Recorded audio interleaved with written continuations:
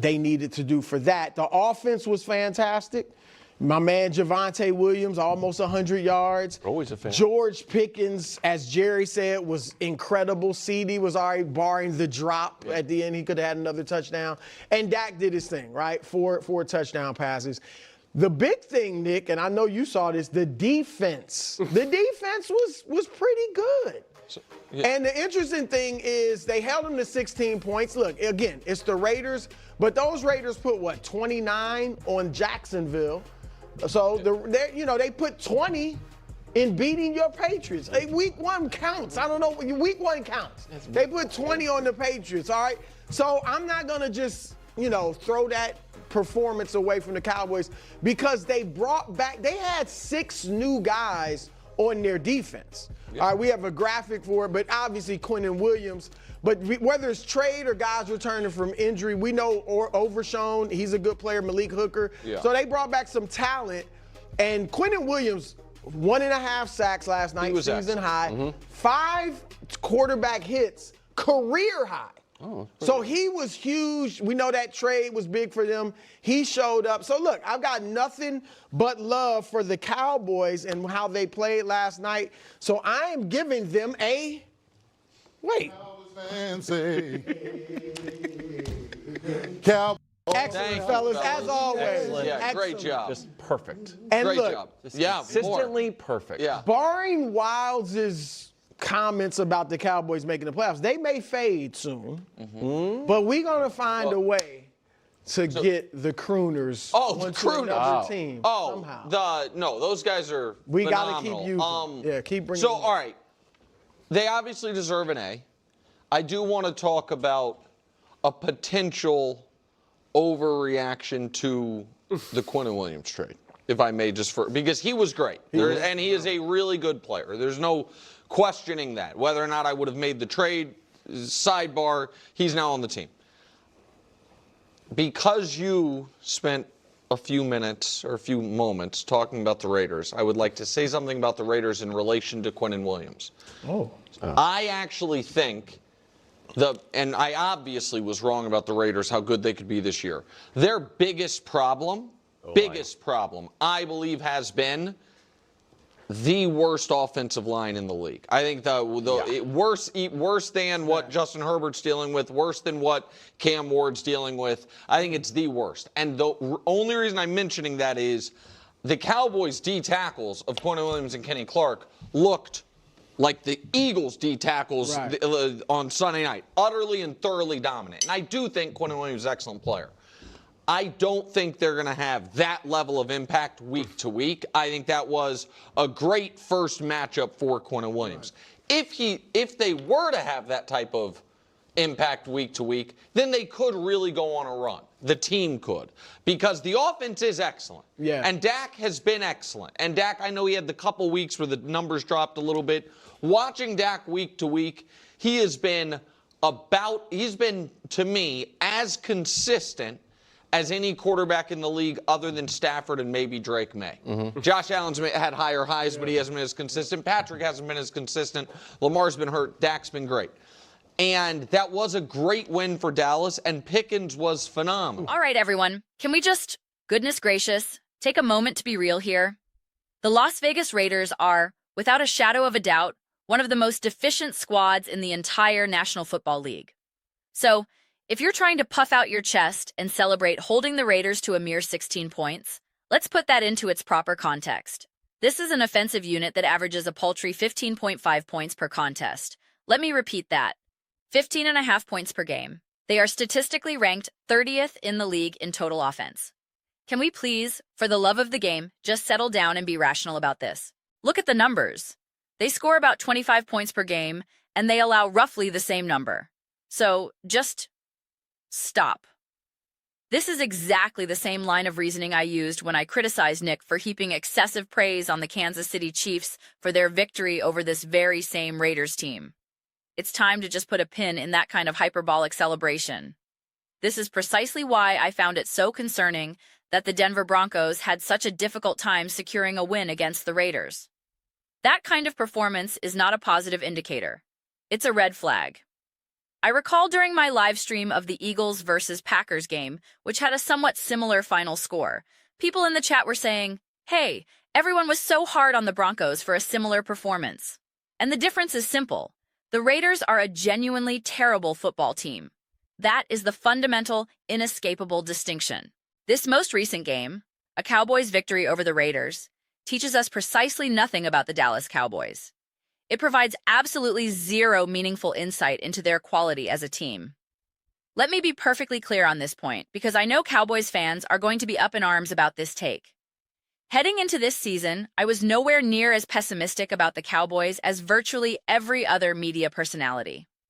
I was a notable outlier. I publicly stated that I believed Dak Prescott was poised for a fantastic year. I predicted their offense would be highly productive and successful. I actually had more faith in their defense than what they have demonstrated so far, because I was a fan of the Mike Eberflus defensive coordinator hire. My point is, I am not here to mindlessly bash the Cowboys just for the sake of it. But this particular game against the Raiders is an utterly useless data point. This is exactly the type of matchup that Dak Prescott and the Cowboys have consistently taken care of business in, and this performance is exactly what you would anticipate. I was discussing this in the comment section before the game. Someone said, "It will be interesting to see how the Cowboys look against the Raiders." My response was, the Cowboys should, without question, win this game handily. There was no, "I don't know about it." The Cowboys were going to win this game, and it was going to look very much like this. I mean, we saw wide open passes in the end zone. We saw a pass to CeeDee Lamb where he caught the ball and was practically able to run circles in the end zone with what can only be described as cartoonishly bad tackling attempts. Their running back, Wright, was completely ineffective. What did he have, 6 yards rushing? The Raiders are just plain awful. I'll admit, I thought the Raiders were going to be significantly more competitive than they have been. I wasn't as high on them as Nick was, but I certainly didn't anticipate them being this catastrophically bad. This is a testament to the analysts who warned, "Do not draft a running back that high. You need to invest in your offensive line." They ignored that advice, and now they are suffering the severe consequences for that miscalculation. So, again, this game provides no substantive information. If I were to identify one genuinely positive takeaway for the Dallas Cowboys from this contest, and this was my predominant feeling while watching, it's that the hiring of head coach Mike McCarthy is looking like an excellent decision. He carries himself with an alpha presence. He is the unequivocal leader of this team, the unifying voice that commands the locker room. When you consider the last few coaches they've had, there was never really that sense of a singular, commanding figure stating, "I am the head coach. This is my voice. When I speak, you listen. This is how we operate." That authoritative, centralizing presence was missing under Jason Garrett and others. Now, you have that unifying force. He projects an aura of, "I am in charge. This is my offense. This is our identity."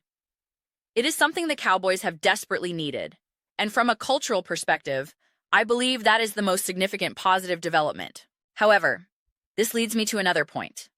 Culturally, there were also some concerning aspects. Here you are, beating up on an objectively and subjectively awful Raiders team. And yet you have players dancing excessively on the sidelines, engaging in bizarre antics like hugging the goalpost. It makes you wonder, what are you actually doing right now? This is a consistent pattern with the Cowboys. I remember on Thanksgiving, they were celebrating as if they had just won the Super Bowl. They have a tendency to inflate the significance of their victories in the most grandiose way possible. I recall saying this back in 2023. They are going to win the division. They are going to have a massive celebration on the field, and they are going to party like it's the ultimate achievement. And that is exactly what transpired. Then, they turned around and got absolutely smoked by the Green Bay Packers in the wild card round. This is where the Cowboys, as an organization, need to mature and grow up. They need to adopt a mindset of, "Guys, we just beat the Raiders." Yes, it's important to get a win, but we have to maintain a sense of perspective. It's interesting because as I watched this game, a contest that unfolded exactly as I predicted, I was actively searching for little nuggets of insight, something interesting to discuss. The most compelling thing I kept coming back to was my continued impression of Mike McCarthy as a head coach. To me, That is the primary and most valuable takeaway. Now, looking ahead, I know the Cowboys are scheduled to play the Eagles and the Chiefs. I am aware that many people will amplify the importance of the Eagles-Cowboys game, and understandably so. It's an amazing, historic rivalry. When both teams are at full strength, with Dak Prescott and Jalen Hurts leading their respective squads, we typically get incredibly competitive and thrilling football games. To me, the Cowboys and the Eagles epitomize what a fierce divisional battle should be. However, and this is a crucial distinction, even if the Cowboys manage to beat the Eagles, that still does not provide me with a definitive read on this team. The rivalry is so unique and self-contained that the results can be misleading. I'm far more interested in observing how the Cowboys perform against the Kansas City Chiefs. That matchup feels like a much more accurate barometer. The Chiefs represent a specific, high-quality opponent that exists outside of the intensely insular NFC East drama. The Eagles and the Cowboys have such an intertwined, almost symbiotic relationship that a victory over Philadelphia, while important for standings, doesn't move the needle for me in terms of overall evaluation. I want to see this Cowboys team tested against an opponent like Kansas City because I still believe the Chiefs are a good team. At the very least, a high-quality squad that is incredibly well coached. That is the crucible I want to see Dak Prescott and this Dallas offense thrown into. I care more about what this Cowboys defense looks like when it has to contend with Patrick Mahomes, Travis Kelce, Rashee Rice, Xavier Worthy, and the strategic mind of Andy Reid. That matters infinitely more to me than whatever the Eagles are working with, given their damaged offensive line and their own set of issues. Now, the Eagles' defense is undoubtedly great, so I will be fascinated to see what game plan Dak Prescott and Mike McCarthy devise for that challenge. But again, it remains a specific, almost idiosyncratic divisional game. The Kansas City Chiefs, under defensive coordinator Steve Spagnuolo, present a different kind of test. I saw what they just did to Bo Nix and the Broncos. I've seen what they've done against the Eagles. I've seen their performances against the Chargers. To me, that is the game I am circling on the calendar to gauge the true progress and growth of this Dallas Cowboys team. The Cowboys could theoretically blow out the Eagles, and it genuinely wouldn't shift my perception of them in a significant way. For me, the two definitive litmus test games are against the Chiefs and the Detroit Lions. These are the two matchups that will reveal their character. The Chiefs game is a little tricky to evaluate perfectly because it's the Thanksgiving Thursday game with short rest, a circumstance the Cowboys are familiar with, but it still introduces a variable. It's a bit of a shame. I would have preferred that game under more normal circumstances, as the home team on a short week definitely gets a notable advantage. Then you have the game against the Lions, who, while perhaps not playing their absolute best football lately, still represent a formidable, well-structured opponent. These are the two games that matter. The Eagles game is just its own weird, specific beast. A battle between two teams that know each other far too well. I wouldn't be surprised by any outcome in that game. A blowout either way, or a nail-biter that comes down to the final play. It's just the nature of the Eagles-Cowboys rivalry. That's its own separate entity. A game against the Minnesota Vikings won't move the needle for me. The Chargers. By December, I'm not even sure how many healthy players they'll have left on their active roster. Then, obviously, the Washington Commanders are banged up, and the New York Giants are probably at the point where they're thinking, let's just keep losing, folks, and secure that #1 overall draft pick. So, what truly tells me the most about the Cowboys and their current identity? The Chiefs and the Lions. Those games matter most. Looking at their remaining schedule, there are plenty of winnable games. It will be interesting to see what they do against the Eagles. That, as I keep saying, is its own category. But after that, you have the Chiefs and the Lions. Then, you have the Vikings, a game they are in a great position to win. The Chargers, a game they are in a great position to win. The Commanders, a game they are in a great position to win.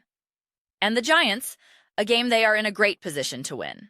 Therefore, it's really this upcoming 3-game stretch, Eagles, Chiefs, Lions, where you want to see them come away with a record of 2-1, or at the very least, a respectable 1-2. You want them to pull off a couple of wins in this difficult stretch. I would even argue that, paradoxically, the easiest win of these three, and this is no value judgment on the Eagles' overall quality, is actually the Eagles game, precisely because it's that divisional matchup where the teams are so familiar with each other that the games are almost always fiercely competitive and unpredictable. So, from that perspective, I see that as their most attainable victory in this tough trio of games, even though I personally believe the Eagles are a better overall team than both the Cowboys and the Chiefs. It just comes down to the unique nature of the NFC East rivalry. If they drop that game to the Eagles, it could signal one of two, maybe three, things to me. One, the Eagles are more in control of the division than anyone wants to give them credit for. Two, it was simply a tough divisional game where anything can happen, and you just have to shrug and move on. The third, less likely possibility would be that the Cowboys aren't as good as I think they are. But honestly, a single loss to the Eagles wouldn't be the primary signal for that.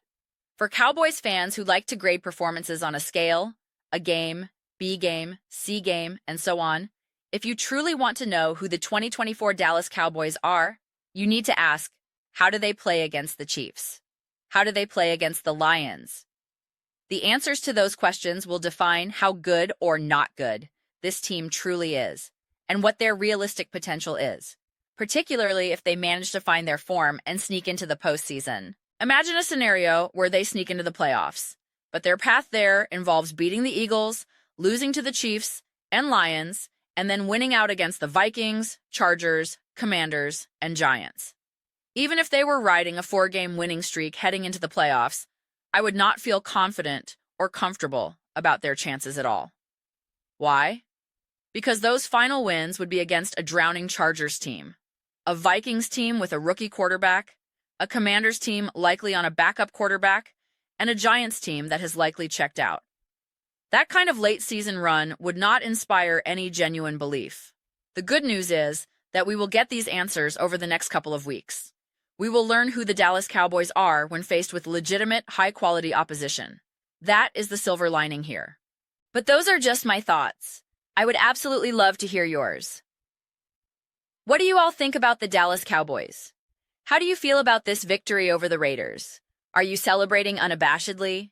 Are you singing their praises and believing this is the turning point for the franchise?